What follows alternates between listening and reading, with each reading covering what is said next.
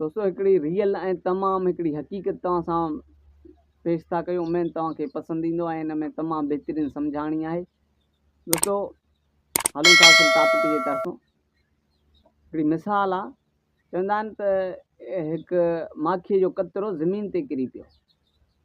उन कतरे खे अची हिकिड़ी माकोड़ी खाइणु शुरू कयो। कुझु खाधई, वरी खाई रवानो थियो पंहिंजे मंज़िल ते तरफ़। त गपल खनि वियो, वरी सोची यार केॾो न हिन में मज़ो हो, केॾो न ज़ाइको होसि, अहिड़ो मिठो या अहिड़ो मज़ेदार शइ मूं करे खाधो ई कोन्हे, तमामु ज़बरदस्त हो। वरी उतां इहा सोची माने मोटी आयो, वरी अची हिन खाइणु शुरू कयो। त हाणे इहा ई दिलि में सोचींदा हाणे इलाही कुझु खाई पोइ वेंदुसि।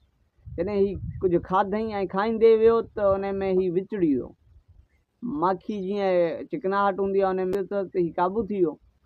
माना उते क़ाबू जीअं थी वियो, छॾाइण जे कोशिशि कंदे कंदे ई माना वेतर उन में विचुड़ी वियो, फासी वियो। पोइ मतिलबु उते हिन वीचारे जो दम धणी हवाले थी वियो।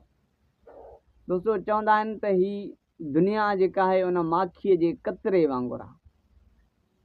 ही दुनिया उन माखीअ जे कतरे वांगुरु आहे। जेतिरो माना हिन मां लज़त हासिलु करण लाइ जेको ज़्यादा कोशिशि कंदे त माना हिन में विचुड़ी वेंदे, फासी वेंदे, माना पंहिंजी ज़िंदगीअ खे फना करे तबाह करे छॾींदे।